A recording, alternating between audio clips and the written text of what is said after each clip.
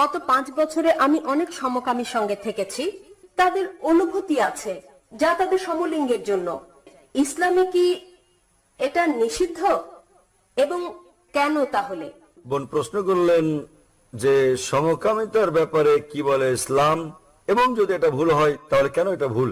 যদি সমকামিতা বংশগত হয় তাহলে মানুষকে কেন দোষ দেওয়া হবে? এটা তার পিতামাতা থেকে এসেছে, তাহলে তাকে দোষ দেওয়া হবে কেন?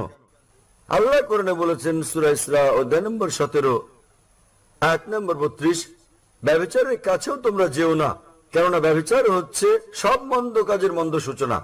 আল্লাহ কোরআনে বলেছেন সূরা রুম অধ্যায় নম্বর 30 আয়াত নম্বর 21, তিনি ভালোবাসা সৃষ্টি করেছেন স্বামী এবং স্ত্রীর অন্তরে।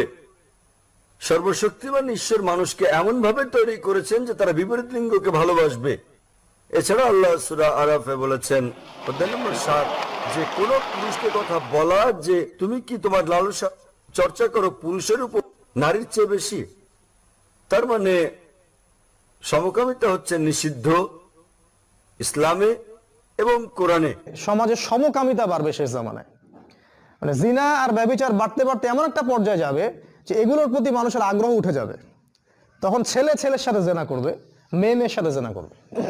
এটা সেই কওমে লূত যাদের কাছে লূত আলাইহিস সালামকে পাঠানো হয়েছিল সমকামিতা থেকে বের করার জন্য।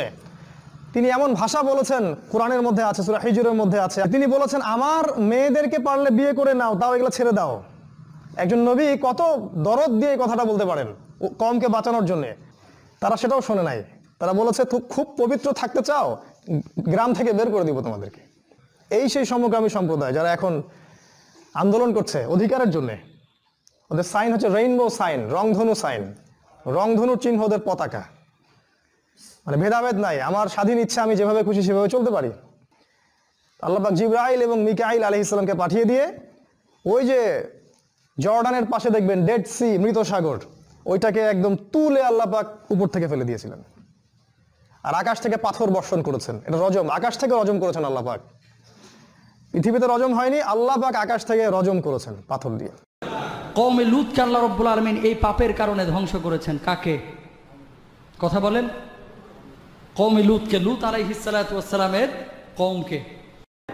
এই কওমে লূতের অবস্থা হয়েছিল এরকম, যখন টাকার অভাব নাই, নারীর অভাব নাই, তখন চিন্তা করলো এখন নারী আর না, পুরুষে পুরুষ আর নারীতে নারী। নাউজুবিল্লাহ।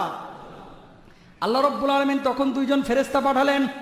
ওই ফেরেশতারা যখন পুরুষের রূপ নিয়ে লূত আলাইহিস সালাতু ওয়াস সালামের বাড়িতে গেলেন, তখন লূত আলাইহিস সালাতু ওয়াস সালামের কওমের লোকেরা টের পেয়ে